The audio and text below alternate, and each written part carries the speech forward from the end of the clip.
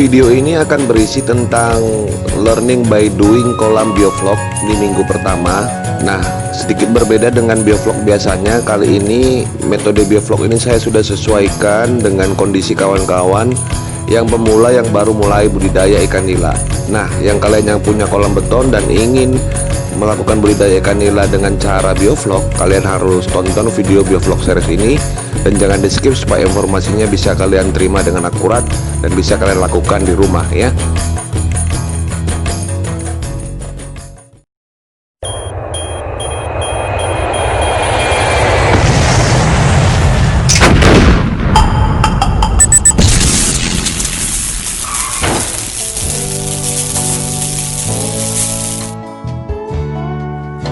Halo kawan-kawan, jumpa kembali di channel vlog Bang Gulo, channel yang memang selalu membahas segala sesuatu tentang budidaya ikan nila ya.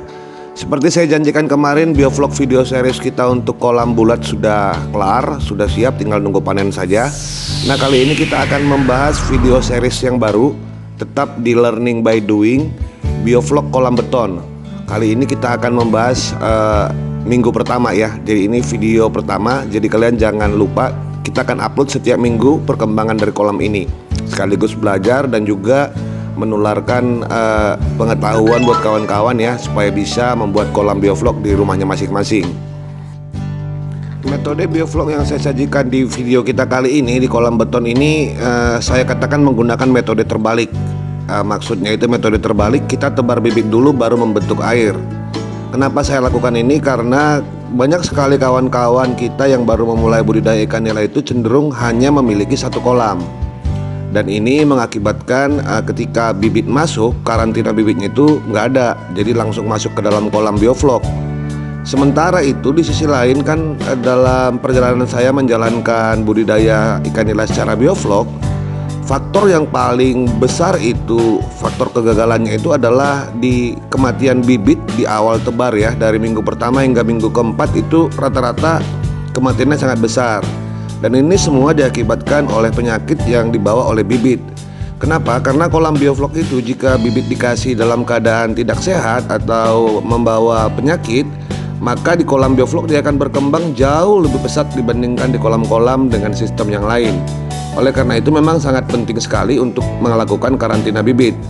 Nah, karena itulah makanya saya rubah metodenya jadi metode terbalik biar kawan-kawan juga bisa mengikutinya dan menerapkannya langsung di rumah tanpa menambah kolam lain. Video learning by doing kita ini akan membahas tentang kolam beton ukuran 3 meter kali 1,2 meter dengan kedalaman air itu kurang lebih 60 cm, dimana pada tebarnya itu kurang lebih 150 ekor per meter kubik. Baiklah kawan-kawan, langkah pertama yang kita lakukan adalah melakukan sterilisasi kolam. Hal yang berhubungan dengan sterilisasi kolam ini sudah saya sampaikan di video sebelumnya ya. Di situ kalian bisa cek seperti apa caranya melakukan sterilisasi kolam di kolam beton atau di kolam terpal, itu sama aja. Nah, pada prinsipnya kalian menggunakan cacahan batang pisang dan kulit nenas. Untuk lebih detailnya kalian bisa cek deskripsi video ya, di situ saya sudah sampaikan linknya supaya lebih jelas. Selain itu, pastikan kembali tentang pipa saluran pembuangan kolam ini harus berjalan lancar ya, karena ada beberapa kawan kita juga yang ternyata pipa buangnya itu terlalu kecil lubangnya sehingga air kolam yang kotor itu tidak bisa terbuang ya ketika vlognya kental. Ini juga harus dipastikan. Nah, setelah itu, setelah masa sterilisasi, kolamnya kita bersihkan dulu ya semuanya. Terus kita isi air baru dengan ketinggian kurang lebih sekitar 40 cm sampai 50 cm. Air yang kalian gunakan untuk air baru ini bisa menggunakan air sumur bor atau air PDAM juga boleh ya. Dan proses ini didiamkan airnya di dalam kolam tanpa perlakuan apa-apa, tanpa penambahan apa-apa, itu kurang lebih sekitar 2 kali 24 jam. Jadi nggak usah dikasih M4 atau nggak usah dikasih probiotik ya. Ini hanya istilahnya mengisi airnya ke dalam terus dibiarkan aja seperti itu sampai 2 kali 24 jam. Fungsinya untuk mendiamkan air baru ini adalah kalau di air PDAM kan memang nggak bisa langsung kita gunakan ke kolam karena mengandung kaporit. Jadi memang harus didiamkan dulu selama 24 jam. Atau kalau sumur bor kan terkadang ada sedikit endapan-endapan lumpur, jadi dia bisa mengendap dan tidak berbahaya untuk ikan, maksudnya makanya didiamkan selama 2 kali 24 jam. Nah, langkah ketiga kita lakukan menginstal mesin aerator dan meletakkan titik aerasi di kolam kita. Nah, kebetulan kan kolam persegi saya ini saya tempatkan itu kurang lebih 6 titik aerasi. Yang perlu diperhatikan dalam penempatan titik aerasi ini adalah setiap sudut itu kalau boleh diberi titik aerasi ya. Kenapa? Karena kan supaya sudut-sudutnya ini tidak ada kotoran-kotoran yang mengendap, atau kita juga menghindarkan dead zone di kolam bioflok. Jadi peletakan titik ini juga bisa kalian sesuaikan dengan model kolam kalian. Nah, untuk masalah kekuatan mesin aerator seperti saya katakan di video sebelumnya, kalian bisa cek di linknya itu di deskripsi video ya. Di situ sudah saya sampaikan bagaimana caranya menentukan kebutuhan aerator sesuai dengan ukuran kolam. Nah, kenapa? Itu sangat penting. Kenapa? Karena proses bioflok ini memang kadar penghasil alat penghasil diffuse oksigennya itu hanya satu ya dari aerator saja. Jadi memang harus sesuai dengan spesifikasi kolamnya. Saya juga mau menyampaikan ke kawan-kawan bahwa bioflok di kolam beton itu memang cenderung membutuhkan lebih besar aerator dibandingkan di kolam bulat. Kenapa? Karena terlalu banyak sudut di dalamnya sehingga memang airnya ada potensi tidak teraduk secara merata. Nah, makanya kalau misalnya di video itu saya katakan 8-10 liter per menit untuk ukuran aerator di kolam bioflok, maka sebaiknya kalian gunakan itu yang 10 liter per menit ya untuk 1 meter kubik volume airnya. Ini sangat penting ya. Di sini saya menggunakan aeratornya itu kurang lebih sekitar 30-40 liter per menit. Nah, untuk merek aerator bisa kalian sesuaikan dengan budget yang ada sama kalian ya. Jadi ini bebas aja, yang penting kekuatannya itu bagus dan maksimal. Nah, dalam kondisi aerasi sudah dalam keadaan hidup, terus sudah berjalan dengan baik, titik aerasi juga sudah bagus, ini kita biarkan dulu untuk menambah oksigen di dalam air ini selama kurang lebih 12 jam ya, sebelum melakukan langkah selanjutnya, yaitu melakukan penebaran bibit. Jadi 12 jam sebelum kita menebarkan bibit, seluruh aerator dan titik aerasi ini sudah pada tempatnya dan juga sudah berjalan dengan baik. Nah, langkah yang keempat yang kita lakukan itu sebelum melakukan penebaran bibit adalah menambahkan garam ke dalam kolam sebanyak kurang lebih, kalau saya estimasi itu kurang lebih 1 kg per meter kubik air kolam. Nah, ukuran kolam saya ini kan kurang lebih sekitar 3 meter kubik lah ya. Jadi saya butuh 3 kg, tapi karena airnya hanya 40 cm, jadi saya kasih ke dalam itu kurang lebih sekitar 2 kg garam ikan. Nah, saya larutkan dulu garam ikannya seperti ini di dalam ember, kemudian saya tuangkan ke dalam kolam. Nah, proses penggaraman di dalam kolam ini kita lakukan itu sebelum tebar bibit. Jangan terlalu lama juga ya. Saya sarankan itu minimal 3 jam lah sebelum tebar bibit, atau dipastikan dulu semua garam ini sudah tercampur di dalam kolam baru ditebarkan bibit, begitu.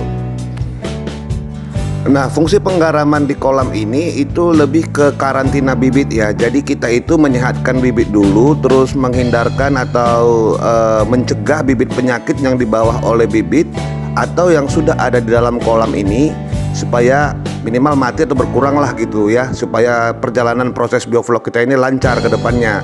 Makanya diberikan garam. Ini yang paling gampang dan paling murah menurut saya ya.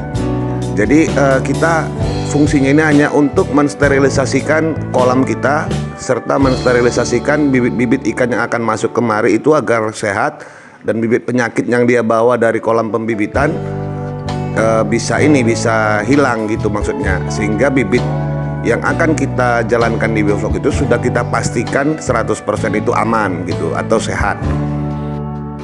Nah, kalau kalian berkata apakah perlu kita tambahkan obatan ke dalam air ini setelah ditambahkan garam, itu tidak perlu ya. Kita hanya menunggu tebar bibit saja, cukup dikasihkan garam saja minimal 3 jam sebelum kita melakukan tebar bibit. Nah, langkah kelima yang kita lakukan itu adalah penebaran bibit dan seperti apa perlakuan kita selama 1 minggu pertama di kolam bioflok kita ini. Jumlah bibit yang saya tebarkan di dalam kolam ini sesuai dengan learning by doing kita itu 150 ekor per meter kubik. Total volume air di dalam kolam ini kurang lebih sekitar 2,5 sekian kubik ya. Dan kalau dikalikan 150 itu kurang lebih sekitar 400 ekor ikan. Nah, saya berikan itu jenisnya nila larasati. Terus size ukurannya itu kurang lebih 1-2 inci. Nah, kenapa saya gunakan nila Larasati? Saya sarankan ke kawan-kawan, memang dari beberapa kolam yang saya miliki, ikan yang berwarna merah atau ikan nila Larasati atau banyak orang yang menyebutnya ikan nila Bangkok itu memang lebih tahan ya. Kalau dalam kolam bioflok saya lihat tingkat SR-nya juga kecil. Nah, saya sarankan kalau misalnya di daerah kalian itu ada pilihan nila Larasati atau ada pilihan nila merah, saya sarankan kalian menggunakan bibit yang seperti itu supaya kondisinya juga berjalan lancar. Nah, untuk ukuran bibit lebih baik memang menggunakan ukuran bibit yang lebih besar ya. Karena saya ini memang kan sengaja untuk buat konten, jadi saya kasih yang kecil supaya banyak masalah juga. Jadi kan kawan-kawan juga bisa lebih belajar lebih banyak maksud saya. Kalau sebenarnya yang saya sarankan itu minimal kalian itu di ukuran 34 lah kalau mau tebar bibitnya, 3-4 inci ya. Itu yang saya rekomendasikan untuk tebar bibit di kolam bioflok. Nah, dalam hal penebaran bibit, buat kawan-kawan jangan lupa untuk melakukan aklimatisasi dulu ya, dengan mendiamkan kantong berisi bibit ini di atas permukaan air ini minimal 15 menit. Ini fungsinya untuk menyamakan suhu air yang ada di dalam plastik dan di dalam air kolam. Nah, setelah didiamkan kurang lebih 15 menit, lalu masukin airnya sedikit-sedikit ke dalam air kolam seperti ini. Terus dibiarkan saja dulu kurang lebih sekitar 5 menit. Baru kemudian ikannya ini dituangkan secara perlahan-lahan ke dalam kolam. Jadi memang fungsinya gimana caranya supaya suhu yang ada di dalam plastik ini atau yang air yang ada ikannya bisa sama suhunya dengan yang ada di air kolam. Jadi memang kan kita tambahkan ke dalam airnya, proses seperti yang saya lakukan tadi itu supaya cepat proses penyamaan suhunya. Itulah yang disebut dengan aklimatisasi ikan ya. Nah, pada saat kalian menebarkan ikan seperti yang saya lakukan ini, perhatikan juga ikan-ikan yang masuk ke dalam kolam ini ya. Kalau misalnya kelihatan ada jamurnya atau ada luka-lukanya, yang paling ketara itu jamur lah ya. Apalagi jamurnya kalau sudah menempel banyak itu kalau boleh disingkirkan saja bibitnya. Jadi yang memang yang masuk ini adalah bibit-bibit yang sehat. Kalau luka sih biasanya pasti ada ya, karena kan luka sortir. Nah, pembibitan itu biasanya kan melakukan sortir ikan itu pasti ikannya sedikit luka-luka. Dan itulah yang harus kita antisipasi, jangan sampai luka-luka itu terkena bibit penyakit yang lantas menimbulkan jamur. Makanya memang harus ekstra dikarantina dulu seperti perlakuan yang kita lakukan di video ini ya. Kita tebarkan bibit dulu, kita pastikan dulu bibitnya ini sehat, baru kita jalankan proses biofloknya gitu.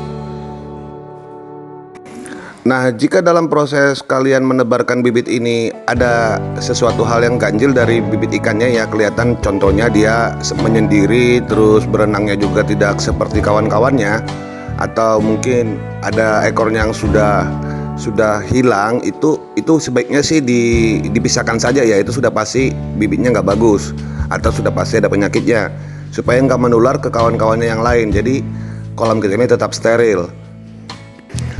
Nah, untuk perlakuan kita di awal, kita itu mempuasakan ikan itu memang wajib ya. Kalau kolamnya bersih seperti saya ini atau kolam baru, itu cukup dipuasakan selama 12 jam. Tapi jika kolam kalian itu contohnya kolam yang sudah pernah ditempati atau sudah pernah digunakan, dan kalian lihat juga banyak lumut, itu kan bisa jadi makanan ikan. Jadi dia 24 jam juga boleh. Jadi asumsi berapa lama untuk tidak diberi pakan ini itu cenderung ke berapa banyak makanan-makanan lain yang ada di dalam kolam. Jadi kalian juga bisa asumsikan seperti itu ya. Jangan teorinya ini ditelan bulat-bulat gitu maksud saya. Jadi kalian sesuaikan dengan kondisi kolam kalian. Kalau memang zat makanannya sedikit, ya berarti cuma 12 jam. Tapi kalau misalnya banyak, ya 24 jam gitu. Nah, untuk pemberian pakan di tahap awal kita harus menggunakan pakan berprotein tinggi. Kenapa? Ikan nila itu pada saat 4 minggu pertama di masa pembesaran itu tidak ada pilihan pelet kecuali peletnya itu atau pakannya itu berkualitas tinggi atau minimal 32% untuk ukuran proteinnya. Nah, untuk ukuran pakannya apakah 1 mm atau 2 mm itu tergantung besar ikan kalian ya. Jadi kan kebetulan kan kita menggunakan pakan di sini tuh 1 mm dengan pakan berprotein tinggi ya. Untuk 3 hari pertama di perlakuan kita di bibit ini, kita membibis pakan itu menggunakan larutan antibiotik. Terserah kalian mau pakai merek apa antibiotiknya. Kalau saya itu menggunakan Booster Enroflox 25. Itu saya ambil 2 2 sendok makan, terus saya aduk di dalam air, terus saya campurkan dengan pakan kurang lebih sekitar 1 kg lah. Untuk 1 kg pakan ini tidak akan bisa dihabiskan oleh kolam ini sampai 1 hari ya. Kenapa? Karena kan ini bobot ikannya itu kurang lebih sekitar 5 gram. Berarti kan asumsinya itu hanya sedikit saja ini yang dibutuhkan.